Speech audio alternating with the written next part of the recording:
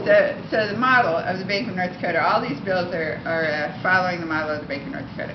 So that in North Dakota, all of the state's revenues by law go into the bank. And those revenues are then, they have $4,000 on deposit per capita. I think there's 670,000 people in North Dakota. So if we use that same model, we've got 37 million people. So if we just from this is almost all state revenues. They're only less than 2% of their deposits are from consumers. So if we did the same thing, they've been in existence since 1919, so they've obviously had a while to work at it. But if we could duplicate that, we would have 150 billion in credit capacity. In other words, we would have the largest bank in the world, larger than any commercial bank right now, except maybe Japan Post Bank, which is a public bank. I'm not sure, but I mean, they don't show those figures. I just wrote an article on that. There are many things we don't know about banks around the world. Anyway, so we would have a huge lending capacity. And besides your deposits, you need capital. You need 8% capital. So that means for 150 billion, you would have to have 12 billion in capital. And where would you get that? You could do a bond issue, but of course we don't. Everybody would complain about that because that would mean raising more money. But what you could do is take some of these assets that are now deposited on Wall Street. There's 200 billion in the pension fund. There's 71 billion in a fund managed by the treasurer. It's just all these various rainy day funds. You wouldn't even need rainy day funds if you had credit lines. If all the municipal government had a credit line with the Bank of California, the way that Wall Street has a credit line, all those banks have credit lines with each other, and they're borrowing at 0.2% interest at the Fed funds rate. If our municipal governments could do that, you could there's tons of money in these reported in the comprehensive annual financial reports in these rainy day funds. So, but just for starters, let's say we tapped up just a little bit, like 12 billion out of the 200 billion in CalPERS.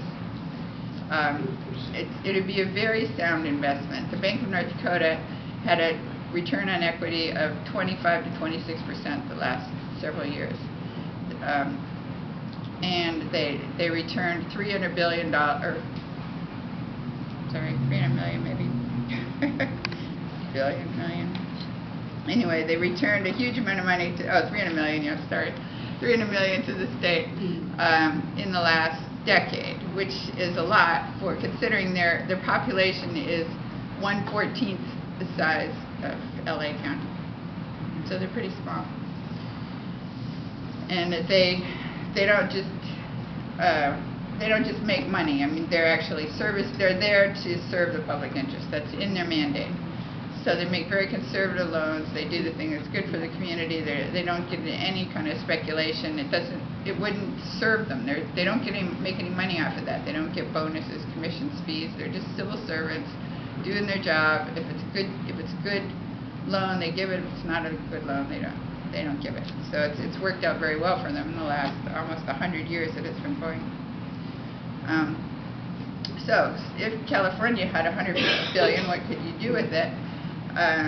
Many things, but for example, to hire back all those teachers would cost 3.4 billion a year, which is not very much out of your 150 billion. You'd still have a lot of money left over. You could fund infrastructure, like say build one of those maglev trains. I don't even know what that is, but I've seen the term. You know, these high-speed trains from San Diego to Sacramento.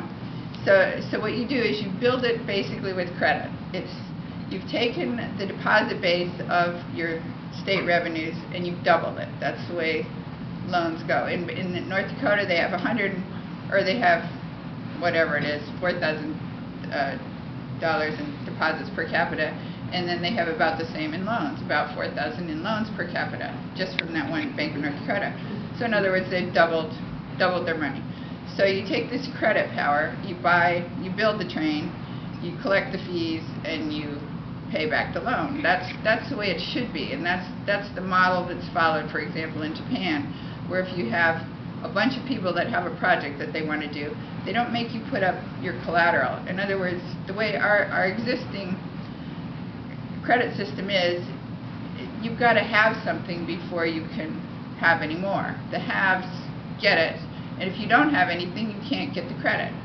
But credit should be a future thing. In other words, you're extending your own promise, you're monetizing your own promise to repay. And if you can show how you're going to monetize it, how you're going to get this money back, you should get the credit. I mean, it's just credit-worthy borrowers should get the credit. It shouldn't be dependent on putting up a house or a car or existing assets of some sort, which is very backward-looking. You want to be forward-looking. So you could do infrastructure. Studies have shown that if you cut out interest, which you would be doing because you're the bank, so you get the interest back, that you can reduce the cost of projects by 30 to 50%. So things that now look like they're not sustainable, like alternative energy, would suddenly become not only sustainable but profitable. Alternative energy, low-cost housing, all these things that half the cost of those things is interest. And in fact, half of our state debt is interest. I think it's 158 billion, 70 billion is interest. So if you were funding that yourself, you would cut the debt in half. But here's another idea. What if you took your 150 billion and you bought municipal bonds with it? First of all, the municipal governments are in trouble right now because everybody's afraid of the bonds, because there's the bond vigilantes that have come around and they're threatening to put these municipal governments in foreclosure. So now investors are backing away from the bonds. Well, what if the investors don't buy the bonds? They're already like at 5%. If the municipal governments have to pay 8% or whatever, like the EU countries that are in trouble, that would totally cripple them. So if you had a guaranteed reasonable loan with your state bank, let's say, if it was 5%, 150 billion would generate 7 trillion in interest per year. Well, 7 trillion is what we pay in interest on the existing California debt. So you could carry your existing debt indefinitely. I'm sorry, billion. 7 billion is the interest on the debt. Yeah, right. 150 billion will get you 7 billion in interest, which is what we're paying on our state debt. So you could carry this debt indefinitely. I mean, in some states you have to actually pay off the debt, but that's not true in California. California follows the federal government model, which is they say they balance the budget when they pay the interest. It's like if you pay the minimum on your credit card and you say, oh yeah, I'm in balance. You know, when everybody thought that Clinton had paid off the debt, I mean, I've had people say that when I say that we've never paid off the federal debt since 1835. And then people say, well, what about when Clinton balanced the budget? Well, what that meant was he paid the interest without going over. That's what balancing the budget means.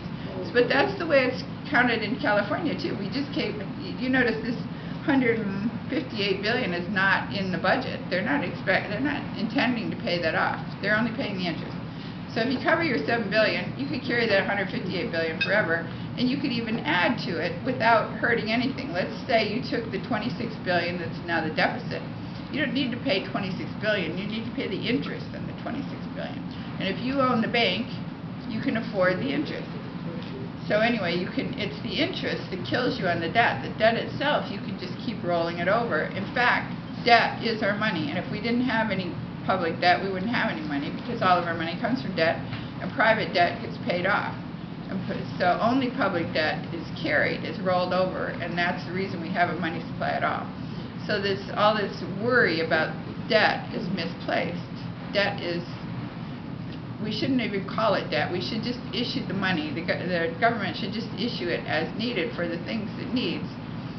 But because we don't understand how the whole system works, everybody thinks that would be inflationary, but it wouldn't, because banks themselves create all of our money, and then we have to pay them interest for it. We might as well just create it ourselves and call it the money supply. And as long as you don't create any more money than your goods and services, you won't. I mean, if you're using the money to create goods and services, then GDP will go up at the same time that your money supply goes up and your prices will remain stable. So that's my general. That's the second time I've heard this, and that's the first time I've understood it. Thank you. Oh, good. Sorry, that's about it. Oh, I have a question yeah. for you. What would be the source of any opposition in California, as an example, to the creation of a state bank? Why, in your opinion, are there not more of them? Yeah, well, the initial opposition would come from the local banks because they don't understand it. I mean, we've seen this before because other states are ahead of us in this. In Oregon, at first they're opposed, and then when they understand what you're talking about, then they get behind it. And in fact, in North Dakota, the Bankers Association strongly endorses the Bank of North Dakota because it's basically their head. I mean, it's the head of, it's helping them. So once they would understand that, they should get on our side. But you could assume that the Wall Street banks are not going to be real happy because we're talking about pulling a lot of money out of the Wall Street banks. We'll take the $200 billion. Of course, that's not banks. That's probably in well, a lot of it is in banks, CDs and stuff. So anyway, you're talking about pulling money out of the out-of-state banks and putting it back to work for us in California. Make California's money work for California. Leverage it. That we're giving away not just our money, but the leveraging power, the credit power that you can make with your money. So bring that back and use that credit power ourselves. But Wall Street may not be real happy with this. But my sense is that Wall Street is going down. I mean, just recently S&P came out with that? Did you see this? I mean, it was blackmail for the U.S. government, really saying, balance your budget or else. But the government doesn't need to balance the budget for the same reason. That all they need to do is pay the interest, and if they borrow from the Federal Reserve, which I think is a very good idea, they get it for free, and they can go into debt as much as they need to go, as long as they're using the money for good things that increase GDP. Then, and that doesn't mean that you have to keep producing. That we don't count GDP right, for one thing. That's what Hazel Henderson said. She's an economist. And she says, like in Japan, they have a debt that's 200% of GDP. And they're still the third largest economy in the world, and they have a very good lifestyle, or they did before the tsunami. But the reason is they fund, first of all the debt is all owned by themselves. It's the largest holder of the Japanese debt is Japan Post Bank, which is a publicly owned postal bank where everybody puts their money, but it's a publicly owned bank. And then the Bank of Japan also owns a good bit of the debt, and they are, of course, the central bank. So all that money is either free or at very low interest. And then the reason it's 200% of GDP, half of that is they pay for education all the way through college, and they pay for medical care, and have a very nice Social Security. In other words, they're taking care of their people. And the way Hazel calculates it, that should be part of GDP. I mean, those are goods, gross domestic product. Those are products of, we don't count the products of our government money. But if we did, it would be obvious that if the government's spending the money on things that help the quality of life of the people, and that's going up on one side and the debt's going up on the other side, you can keep them balanced by just putting the debt into something good. The government's debt is the people's money. It's the yin and yang of money.